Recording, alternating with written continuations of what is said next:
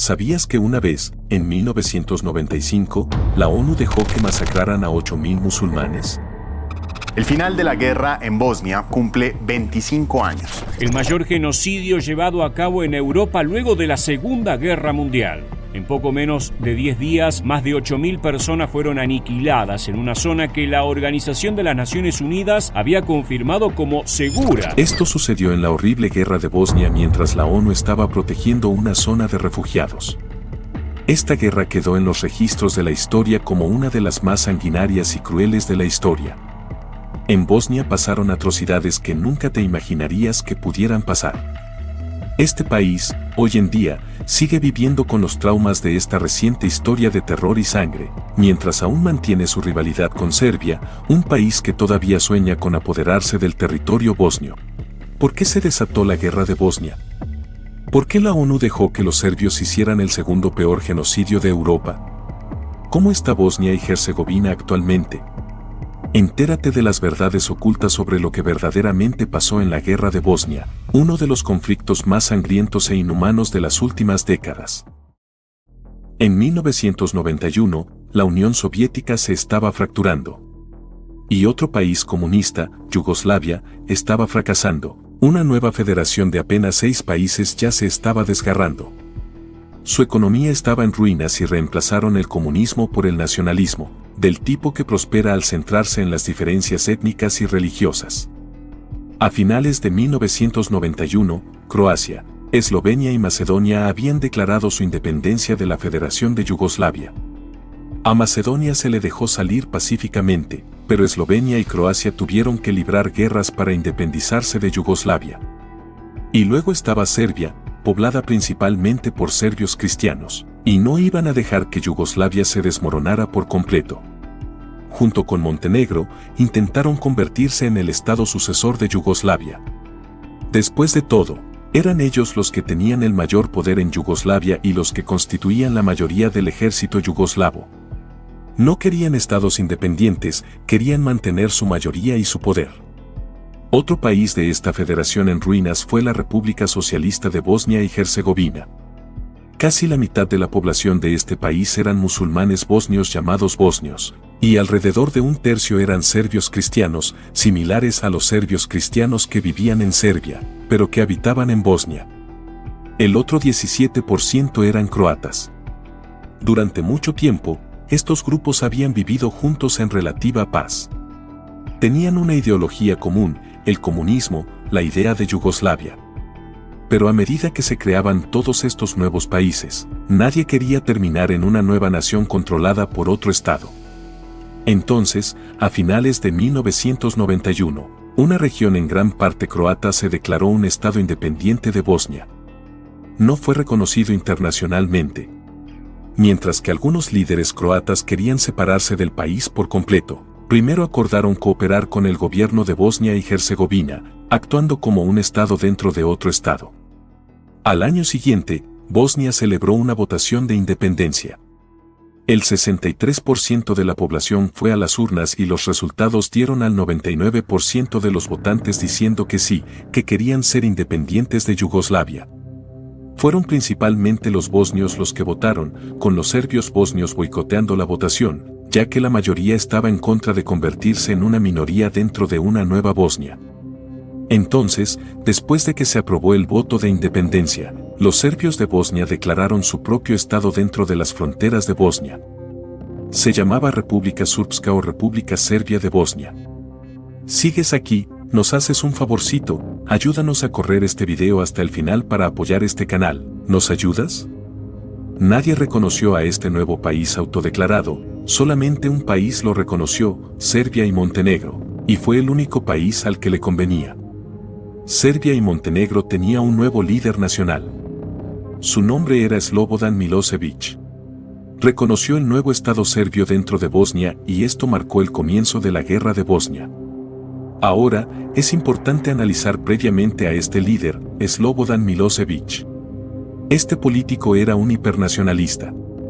Hizo su carrera agitando tensiones étnicas entre serbios, croatas y bosnios. Por lo tanto, Milošević vio todo esto como algo bueno, como una oportunidad para promover su visión de crear una nueva nación serbia más grande en toda la antigua Yugoslavia. Y hay que recordar también que Serbia es donde estaba la capital de la antigua Yugoslavia. El ejército yugoslavo estaba dominado por serbios, por lo que Milošević era capaz de dirigir este ejército profesional para lanzar una ofensiva, para ayudar a los serbios en Bosnia a asegurar su nuevo territorio reclamado. Para contraatacar, los bosnios y croatas formaron una alianza para proteger su propia independencia. Pero los serbios tenían este gran ejército profesional de su lado. Era mucho más poderoso y rodeaba rápidamente la capital bosnia, posicionando tanques, artillería y francotiradores en las colinas alrededor de la ciudad, bloqueando carreteras y rutas de suministro. Su objetivo era tomar la capital lo más rápido posible y poner fin a esta guerra en poco tiempo. Comenzaron a disparar indiscriminadamente, atacando a la población civil con tanques, artillería y fuego de francotiradores, matando a miles en un asedio que duraría años. Y aunque esta ciudad era mayoritariamente bosnia, croatas y serbios también vivían allí, pero los serbios la atacaron de todos modos. La ONU intentó negociar rápidamente con Milošević y las fuerzas serbias, y llegaron a un acuerdo para retirar al ejército yugoslavo. Pero lo que realmente pasó es que el ejército yugoslavo simplemente cedió el control de alrededor de 100.000 tropas serbias que en su mayoría seguían luchando por los serbios en Bosnia. A medida que las fuerzas yugoslavas se retiraron de Sarajevo como parte de este acuerdo, las fuerzas en retirada fueron atacadas por tropas bosnias. Un número desconocido de personal del ejército yugoslavo murió. Los comandantes bosnios serían acusados más tarde de crímenes de guerra por este ataque. A medida que la guerra siguió, los serbios intensificaron la brutalidad en todo el país, identificando rutinariamente hogares bosnios, saqueándolos y quemándolos, acorralando a civiles, separando a los hombres de las mujeres y enviando a los hombres a campos de concentración o ejecutándolos. Las mujeres fueron enviadas a prisiones donde sufrieron abusos y violaciones de derechos humanos sumamente atroces. Los serbios estaban haciendo una limpieza étnica de la tierra que reclamaban. Mientras tanto, la comunidad internacional dudaba en involucrarse demasiado en el conflicto, limitándose a solamente cortar la economía yugoslava con sanciones. Y la ONU envió alimentos, medicinas y soldados de mantenimiento de la paz a Bosnia, y también cortaron el flujo de armas desde el exterior. Pero la ONU se apegó principalmente a sus principios de mantenimiento de la paz, no interfiriendo en el conflicto, sin detener el avance de los serbios o la limpieza étnica en curso que había comenzado. Pero la situación en Bosnia estaba empeorando. La alianza entre bosnios y croatas se estaba desmoronando.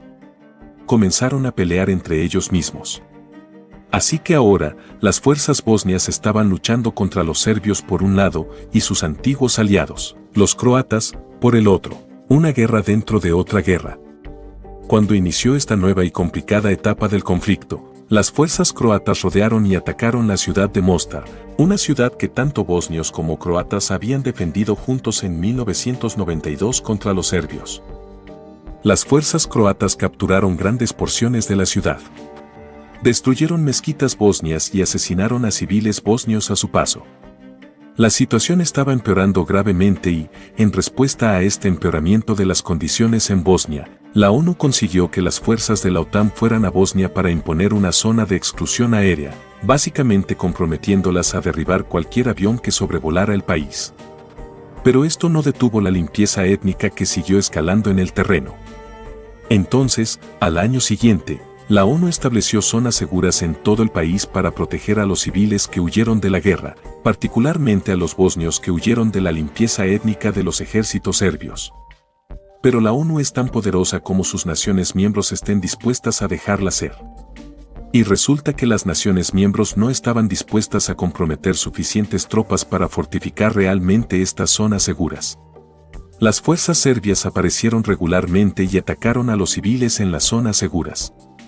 Los Estados Unidos, que seguían tratando de mantenerse al margen de esta guerra, ayudaron a negociar la paz entre los croatas y los bosnios, terminando así la guerra dentro de la otra guerra. Firmaron un acuerdo en marzo de 1994, restableciendo la República Federal de Bosnia y Herzegovina, y lo más importante, renovaron su alianza para luchar contra los serbios. Las cosas comenzaron a cambiar lentamente en 1994. Los serbios de Bosnia rechazaron un acuerdo de paz ofrecido por la ONU. En respuesta, Milošević, que ahora estaba sintiendo las consecuencias de ser aislado de la economía global, cortó los lazos con los serbios de Bosnia, negándose a enviarles más armas y dinero. Milošević prefirió permanecer en el poder controlando su nueva Yugoslavia, con la esperanza de que cortar los lazos con los serbios de Bosnia que estaban haciendo todas estas cosas terribles, pudiera convencer a Occidente de comenzar a comerciar con él nuevamente. Por lo tanto, el apoyo de Milošević se había ido, pero aún así, los serbios de Bosnia siguieron con su campaña de horror, cometiendo atrocidades en todo el país. Pero no solo los serbios, los bosnios y croatas también habían cometido terribles abusos violentos contra los derechos humanos de civiles. A medida que la guerra se seguía peleando, la OTAN mantuvo su zona de exclusión aérea, derribando un avión serbio y atropellándose cada vez más en este conflicto a medida que las fuerzas serbias se volvieron más audaces. El expresidente estadounidense Jimmy Carter viajó a Bosnia y negoció un alto al fuego de 4 meses. En su mayoría, la situación de paz se mantuvo con algunas excepciones, pero el alto el fuego se acabó. No pudieron ponerse de acuerdo sobre un nuevo alto al fuego y la lucha se reinició. Las fuerzas serbias fueron capaces de robar armas pesadas de la ONU y luego usarlas para matar civiles. La OTAN aumentó los ataques aéreos. Las fuerzas serbias respondieron tomando como rehenes a las fuerzas de paz de la ONU y derribando un avión F-16 estadounidense. Las fuerzas serbias se sintieron poderosas en este punto. Habían mantenido sistemáticamente alrededor del 70% del territorio de Bosnia, e incluso hicieron retroceder a las fuerzas de mantenimiento de la paz de la ONU sin mayores consecuencias. Y vieron una oportunidad para una última gran ofensiva para poner fin a la guerra y asegurar toda esta tierra. Solo necesitaban hacerse cargo de las zonas seguras de la ONU, expulsar a la ONU y luego tomar Sarajevo con una fuerza abrumadora. Por lo tanto, apuntaron a la ciudad de Srebrenica, una zona segura de la ONU donde casi 10.000 bosnios buscaron refugio. La ONU les había quitado las armas. Estaban totalmente desarmados, pero protegidos por las fuerzas de las Naciones Unidas. El 11 de julio de 1995, 2.000 soldados serbios marcharon hacia la ciudad. No encontraron resistencia por parte de los soldados de la ONU que decidieron mantener su neutralidad y defender los suministros y alimentos para sus refugiados en lugar de la gente misma. Pero estos soldados de la ONU eran en realidad solo 370 soldados holandeses. Fueron superados de todos modos. Entonces, algunos se retiraron, otros fueron capturados. Las fuerzas serbias luego reunieron a 8.000 hombres y niños bosnios y los ejecutaron sistemáticamente, lo que constituyó el genocidio más sangriento en suelo europeo desde la Segunda Guerra Mundial. Los refugiados supervivientes abandonados por la comunidad internacional huyeron de la masacre en Srebrenica. Huyeron a otras áreas contando las historias de este asesinato en masa. La ONU informó más tarde que todas las partes violaron los convenios de Ginebra, pero describió la ofensiva serbia como una limpieza étnica sistemática. Y en este punto, Estados Unidos ya no podía quedarse de brazos cruzados y ver que esto pasaba. Así, a finales de 1995, la administración Clinton tomó una nueva estrategia. Los convenios de Ginebra fueron un conjunto de convenios internacionales para proteger a las víctimas de guerra bajo el derecho internacional humanitario. El último convenio se acordó en 1950. Los Estados Unidos, bajo la administración de Bill Clinton, planearon que la ONU eventualmente se retirara de Bosnia, mientras que los Estados Unidos y la OTAN los mantendrían a salvo. El plan también aseguró que a Estados Unidos se le permitiría enviar armas al gobierno bosnio. Estados Unidos propuso entonces el Plan de Paz, uno que dividió Bosnia en 2 entidades, una para los serbios y otra para los bosnios. Estas regiones tendrían cierta autonomía y los bosnios controlarían el 51% del país. Ambas partes consideraron el plan de Estados Unidos, pero la lucha siguió. Pero ahora, con la comunidad internacional de su lado, los croatas llevaron a cabo una ofensiva exitosa en 1995, que recuperó grandes territorios de los serbios, y los bosnios ganaron impulso en la guerra. El equilibrio de poder había cambiado, lo que obligó a los serbios a volver a la mesa de negociaciones para reducir sus pérdidas. Después de muchas rondas de negociación y con las fuerzas serbias viendo cómo la marea de la guerra se volvía contra ellos, los acuerdos de Dayton fueron firmados en diciembre de 1995 por los presidentes de Croacia, Bosnia y Serbia. Fue este acuerdo el que finalmente dibujó estas fronteras modernas que dividen a Bosnia en dos. Por un lado está la Federación de Bosnia y Herzegovina, que está compuesta principalmente por bosnios y croatas bosnios. Y por otro lado, está la República Srpska, compuesta principalmente por serbios bosnios, que era algo independiente con su propio sistema político y su propio poder judicial, pero sigue siendo parte de Bosnia y Herzegovina. Entonces, la guerra había terminado. Alrededor de 100.000 personas murieron durante esta violencia, y muchos millones más se vieron obligados a huir de sus hogares, la mayoría de los cuales eran musulmanes bosnios. Un tribunal penal de las Naciones Unidas finalmente juzgó a 160 personas por diversos crímenes de guerra cometidos durante este conflicto. Slobodan Milošević fue a la cárcel por el resto de su vida debido a sus crímenes contra la humanidad, crímenes de guerra y genocidio. Murió antes del final de su juicio. La guerra remodeló este país, solidificando las divisiones étnicas que habían estado en la raíz del conflicto. Hoy en día, los bosnios, serbios y croatas viven en relativa paz, aunque el país enfrenta nuevas amenazas a esa paz, amenazas que enfrentan muchas partes del mundo, un creciente nacionalismo, una reverencia por los excriminales de guerra serbios, y más llamamientos a la independencia serbia.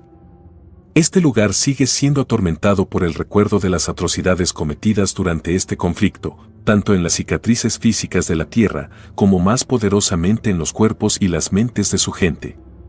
Esta es una historia complicada y hay muchos sentimientos al respecto. Te felicito por llegar al final de este video, eres genial, aquí está otro video que nos encantaría que vieras. Espero que te haya gustado muchísimo. Que no se te olvide ir a la descripción de este video, donde tenemos recursos importantísimos para que compres tu casa, repares tu crédito, y elimines tu deuda hasta un 50%. Además, si quieres invertir en bienes raíces, también tenemos todos los recursos que necesitas para iniciar. Gracias y un saludo muy grande.